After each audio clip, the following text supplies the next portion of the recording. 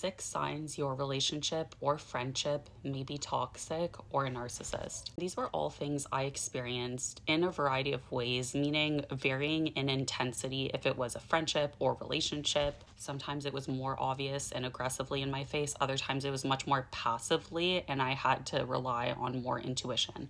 But nonetheless, we're present. It's like you get presented with different bodies, different people that look totally different, but it's that same devilish energy, same devilish spirit within all of them. And the sooner and earlier you recognize it, the better. For one, they put down, belittle, or shame your interests. This could even be simply as music choice. For example, I love rap, I love R&B. For years, my ex and even my ex-best friend used to talk shit and talk down on the fact that I love rap music. I've talked about this before, but for example, Pop Smoke is one of my favorite male rappers. And my ex was jealous of him, and keep in mind, RIP, Pop Smoke is not living anymore. Number 2, extremely rigid thinking, to the point it has you scratching your head, because it seems like when you first met this person romantically or platonically, they were very open-minded, and it seemed like quite the opposite of rigid thinking, as if they were willing to see things from multiple points of view, from your point of view, but really it was an act. It's extremely hard to be authentically free-thinking, open, and non-judgmental if that's not who you truly are. It is very hard to keep up that kind of act. It's hard, if not impossible, for them to think outside of the box that they're mentally in genuinely and put themselves in other people's shoes. If they do, it's generally a facade and it cannot be maintained for prolonged periods of time, and it's noticeable.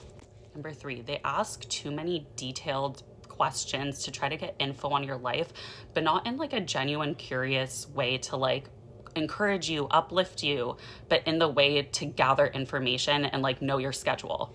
Number 4, they try to talk you out of doing new things, trying new things, meeting new people, moving your life forward. God forbid. They want you to stay stagnant and just where you are, just like them, so they can continue this dynamic and keep gaining from it, whether it's just from monitoring you financially, spiritually, emotionally, physically, whatever it is they're gaining, they don't want to lose that from you. Why would they? Number 5, you will notice that they think that they are the smartest in every single room that they walk into. They know more, they're constantly enhancing their accomplishments, whether overtly or passively. I've experienced this more in a covert way, but they still have this way of uplifting themselves and putting down others, making others feel less smart or less like their accolades mean something.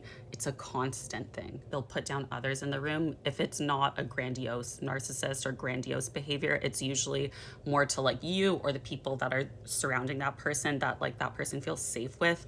They'll call other people in the room ugly. They'll call them stupid. Whatever the word is, they'll just use it to put them down in order to uplift themselves, even if there's really no reason to be saying those type of words. I think it's safe to say you shouldn't assume that when you walk into a room, you're going to be the smartest one there, especially every single time. Because when you assume, you make an ass out of you and me.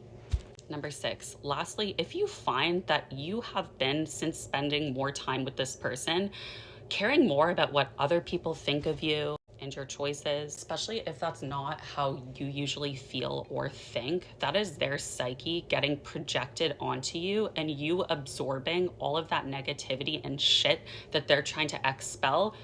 That's going onto you, into you, literally.